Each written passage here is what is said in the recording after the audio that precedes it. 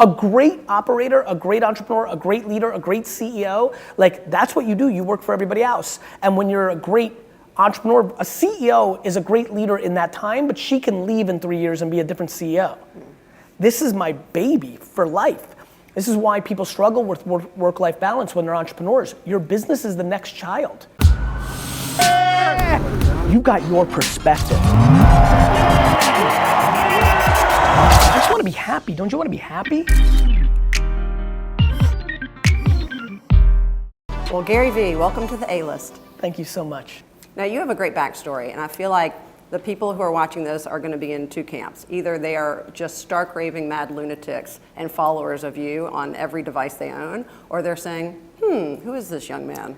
And I don't mean to say that from an older perspective, but You're I think absolutely right. Yeah, so give us some background, and I will say, I now know, we were talking, I've done so much research, that diet, I don't know if you've heard of that diet, the Whole30 diet. Yes. So I've been telling my family I'm on a whole Gary diet, that I've been listening to you so much that our 14-year-old got in the car yesterday, and there was only like 4 seconds of your voice, and he goes, that Gary guy Vee. again. I go, Gary Vee. He goes, let's do it. So now he's on the Gary Vee diet. I love it.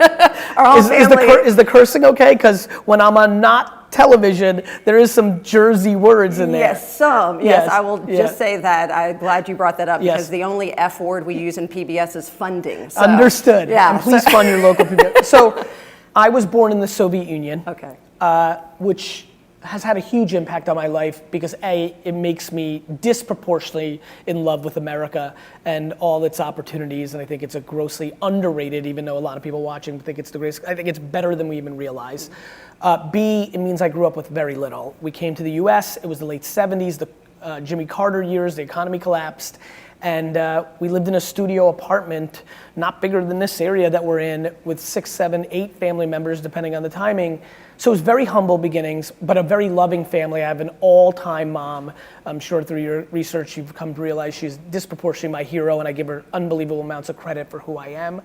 I was a super entrepreneurial kid. You know, it's very rare for somebody growing up in the 80s who's an immigrant to not be blindly bought into education as the way out. Miraculously, I have such a great mother who saw a 4, 5, 6, young, 5, 6, 7, 8-year-old kid basically spend all his time on business. Lemonade.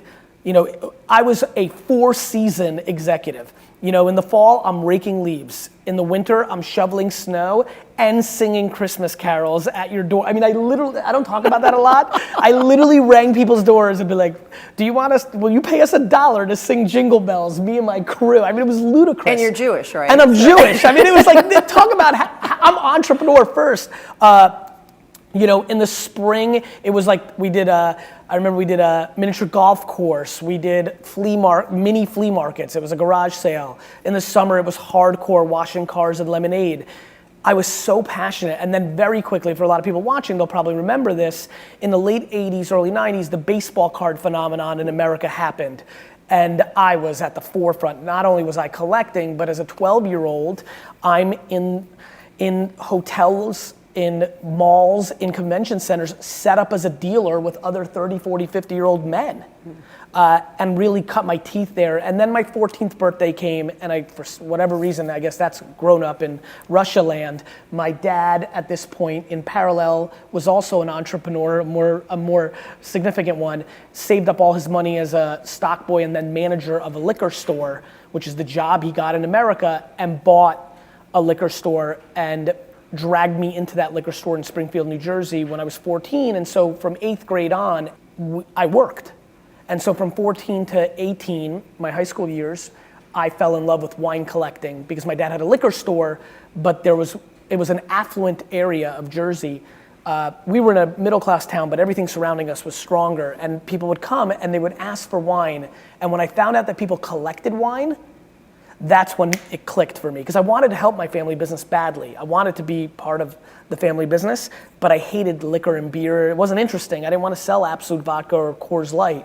But it was a great intersection because you were selling lemonade as a really little boy, and then you got into baseball, so you knew there was a value in a thing that somebody collected. Yes. So now you're going to be selling beverages and collectibles.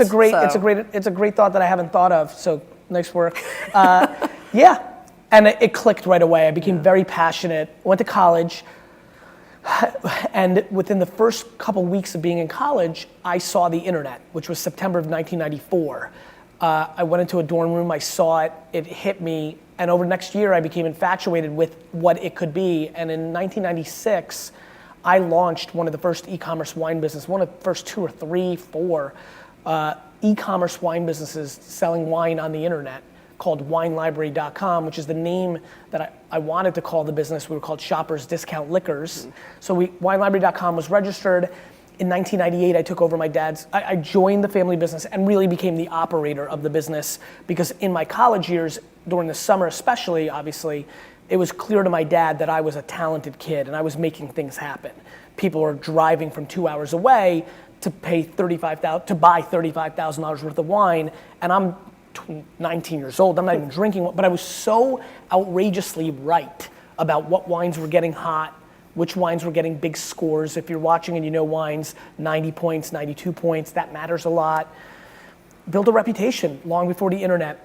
And from 1998 to 2005, in a 7-year window, I built my dad's business from a business that was doing $3 million a year to a business that was doing $60 million a year. And that obviously was a big deal for an immigrant family. I think it's a big deal also that your dad was so flexible and dynamic in thought. Because I think as an immigrant, what I found is they're like, these are the rules we're going to follow. Here's the goal, and let's not, go against the grain, because it might cause us to go back 10 steps. He sounds accepting of what you're doing. My dad is historically underrated for giving me the air cover. The reason I say that is, look, when I want to give my dad unlimited credit because he deserves it. But my dad's smart. When you have a 16-year-old son who stands behind a register but takes the initiative to go through the entire beverage journal where you order stuff from, finds a closeout of sparkling grapefruit juice, convinces the dad to buy it all, it looks like it came out of a cave, but then figures out how to merchandise it and make signs and sell it. I gave my dad a lot of reasons to give me air cover, but to your point, it takes a level of humility that most you want to get really scared, and this is going to blow your mind, D-Rock. D-Rock is the man that films me all the time, so this is being filmed double. We have like so many cameras here, I don't know which way to look, so. The day I started my dad's store permanently, 1998, May of 1998, my dad was 44 years old. I'm 43 as of this second. The fact to think that tomorrow my son or daughter could be coming into VaynerMedia and I'm giving them the keys to run it is just laughable. Not only did he give it to me, the air cover, he was a child. That was a kid. There's 68-year-olds right now that are running the family business that are not letting their 44-year-old son take over yet. There's 81-year-olds watching right now where she's not letting her son or daughter take over the business, right. And they're 60 years old. And my dad was 44 years old. And look, he did a lot of the back end keeping. He was involved, but I did all the buying, I did all the marketing, I did all the hiring, I did it. And so he deserves an enormous amount of credit. And I think hundreds of millions of family businesses can learn a lot from my dad's strategy. Let's get into VaynerMedia, VaynerSports, all of these things that then you started to create. The Vayner empire. Also the fact that by the time you're 60, you're just going to be G, because you keep shortening your name. I'm afraid you're going to have nothing left. Like you've taken out the Chuck, and now you've taken out the Ainer, now you're just Gary Vee. If in the next 17 years I'm able to market in a way that I can trump Google's G for my G, I'm going to do okay. In 2009, my brother graduated college. We had decided at that point we were going to do something together. I, in 2006, started Wine Library TV, which was a daily show I put on YouTube of me tasting wine. That exploded, changed the course of my career in many ways. One, it taught me that I was a personality, I didn't know that. Two, it made my wine business explode. Three, it made me go deeper into what was called Web 2.0 that now we call social media, but these are slang terms for the current state of the internet.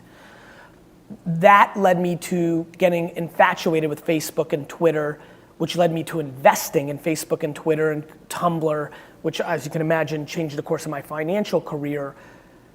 It led to me writing a book about the internet and building reputation and businesses on it called Crush It, which was a huge New York Times bestseller. Led to companies reaching out to me and saying, we're Pepsi and you have 1 million followers on Twitter and we have 16. That's weird. We are ready. And so one day I called my brother and said, ESPN just paid me $5,000 to come in for an hour and talk about the internet. I'm like, we should start a company around that. And I knew that I wanted to build on my strengths. I knew at 2009 that I wasn't a great liquor store operator. I was a great marketer, that I could point that to anything. And so that's the beauty of self-awareness and a little bit of experience. So we started VaynerMedia. And the plan was, let's become an agency for brands. And let's build a great company, and then let's really use it for ourselves, because having clients at some level was not our interest.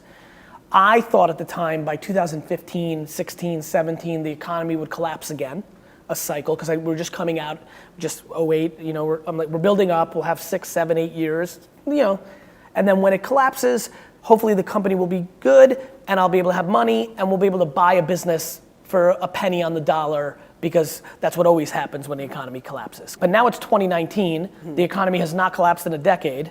As a matter of fact, it's over frothy, and the company's become enormous. So the idea of like building this small company and then translating all the people to the new company is out the window. Now, much like Wine Library is doing well, I want VaynerMedia to do well forever, even when I go and buy Snickers or Puma or whatever I'm up to in my next chapter, which is going to be buying a business and running it. I want Vayner to do great, and I think a lot about that these days. And you want to own the Jets. I want to own the New York Jets. Which we have a lot in common there, I'll just say, because I grew up in Alabama. I'm a huge Alabama fan, Roll Tide, and of course love Joe Namath, yes. Who played for the Jets. There, that's it. That's the bridge. I love it. That's about where the bridge ends, because unlike Roll Tide, who win almost every year, we lose every year. Yeah. And so there is a big difference. And by the way, just another little connection, Richard Todd was also an Alabama quarterback who was supposed to be the blonde Joe Namath. He was pretty good. He was my first quarterback, but he was no Joe Namath. There you go. But how does that aspiration fuel what you do? Is it one of those things you've said it so long that now it's become sort of a mantra on the side, or is that really? Yeah. Yeah. The answer is yes to both. I mean, in somewhere around 3rd or 4th grade, I don't remember exactly, so I don't want to make it up, but before middle school, I started walking around grammar school saying I was going to buy the Jets. It was a very big deal in middle school and high school. It was the only thing I talked about. So that's a long time ago. But I have created more clarity over the last 2 or 3 years, because I'm unbelievably passionate about happiness, not about money. As a matter of fact, I'm unbelievably not motivated by money. I've come to learn that about myself in the last half decade, because I'm leaving a lot of money on the table. I'm motivated by the process. I'm motivated by waking up in the morning and being fired up, because I'm in control of my destiny and I get to do what I want. And that's who I am. I'm somebody who found and I knew it from the beginning. You know, I didn't realize it, but now looking back, as we set up earlier, my early actions spoke to what my passion was. I always wanted to be in business. I always wanted to sell from the beginning, from the womb. And I love the chase. I love the process. Which is why you're the serial entrepreneur. 100%. You got to keep building. Real entrepreneurs, which is not what we have now. We have a generation of fake entrepreneurs because entrepreneurship is cool. And I've benefited from that.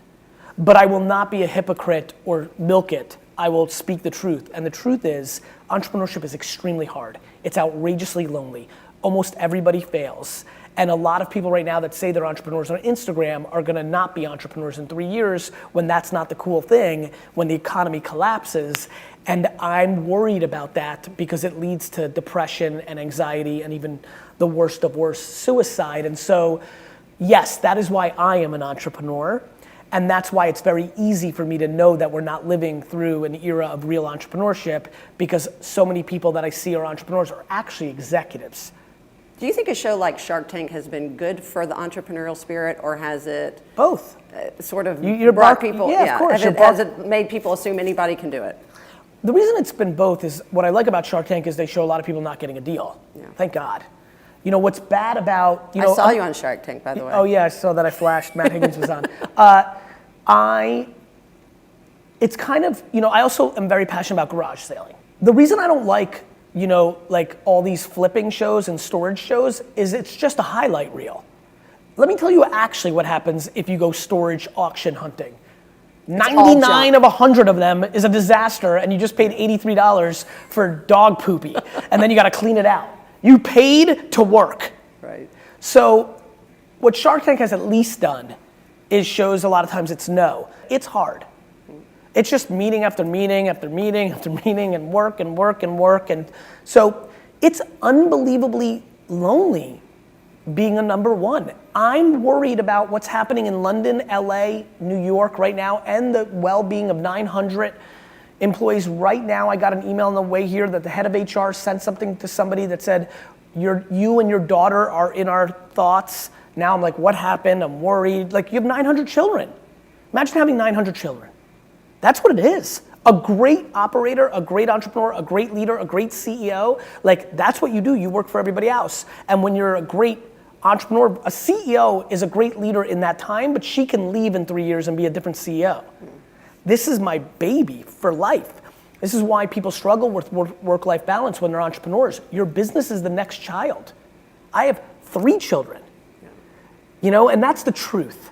And maybe it's not the most politically correct thing to say right now and everybody wants more work-life balance, but a real entrepreneur will tell you dead in your face in her or his truest moment, my business is my other child. It is my family member, because it is. Well, I'll tell you what was very eye-opening for me is hearing hearing you speak a lot about, and not just in one context, but over and over again about your work-life balance. Yes. And specifically this idea of breadth versus depth. Yes. And that you're unapologetic about working 18 hours a day and all during the week and possibly not seeing your kids. But when you are off work, you are in family. Yep. And when you are in family, you are off work. That's right. But people are judgy about that. I mean, when people see People that on are paper, super judgy. Right. When you I'm see it on judged paper, you're like, what? outrageously. There's a movement of people trying to make me the face of overworking. There are people right now using my name to make a point that we're glorifying hard work because they're not spending a lot of time looking at my content and realizing I'm talking about happiness. I'm talking about working hard to people who are complaining.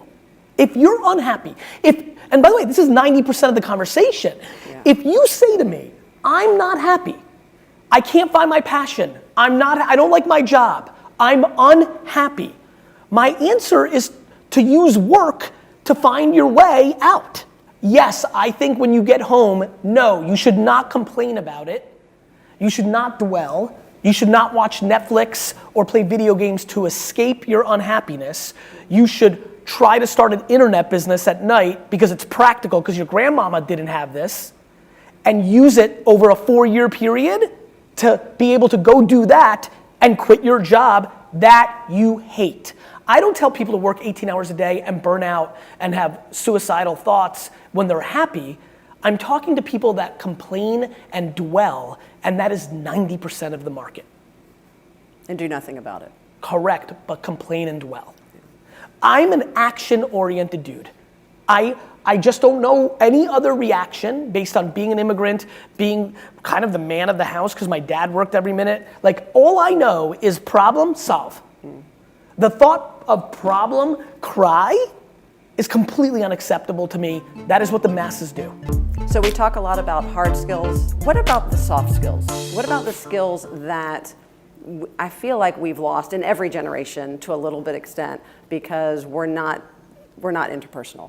We are relying on technology to communicate. Maybe it's exposed us, but it also has allowed us to go into our own silos and cocoons. Well, I don't know about that. I mean, I think it depends on how you define it. So like to me, when I think about soft skills, I think about things more like gratitude and empathy and kindness, EQ, really what I trade on, right?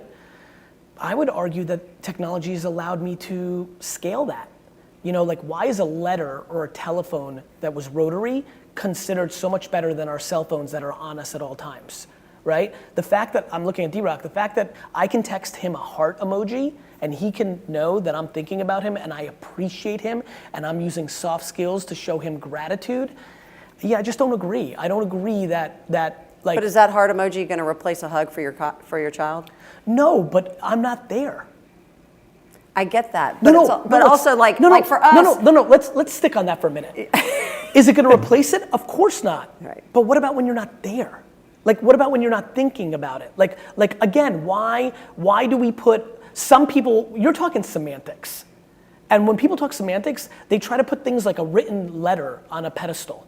No, but I'm also talking that I really couldn't care less if my kids know calculus. I'm Smart. sorry. But Next. I do care, and we have, like, since the day they could walk and talk, that they shake someone's hand and look them in the eye. Right. We have said that 4,000 times. And I have 4,000 times the last 6 months made fun of people that put that on a pedestal. Not because I don't agree. I agree too much. You and I are kindred spirits. That's probably why you've been consuming so much of my content. I can tell already. I mean this.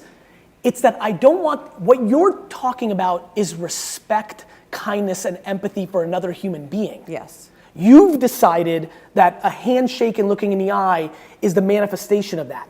I don't believe that to be true or needed in a world where things evolve. I think the spirit of it is more important than ever, and always, actually not more, is always the most important. But I'm not going to require my children to manifest it in what the current state of a politically correct version of it is. I expect them to act on it. What I love about life is I have no interest in trying to change your mind. I love that every family and every parent and every little group of individuals gets to decide what those little trinkets are of it. But I have no passion for my children to be entrepreneurs. Right. I have a passion for my children to be happy the way I am, because I'm an entrepreneur and I was meant to be one for them. And if that's an artist or a parent or a student or a professor, and I think that's how I think about the handshake thing. I don't need them to be a handshake in the eye kid. I need them to manifest kindness, respect, caring, and things of that nature. And I think those rules evolve. Those rules evolve. Your great-great-grandmother thinks it's insane that you're wearing pants right now. She was pretty cool. But that's not what a lady does in her rules of you being a lady. I think you're a lady. So I mean that. The Beatles' hair was unacceptable. It just was. And so I'm not willing to take historic or current social norms that are the indicator of respect. I actually want my kids to respect people. On that note. Thanks for being on the show. Thanks for having me.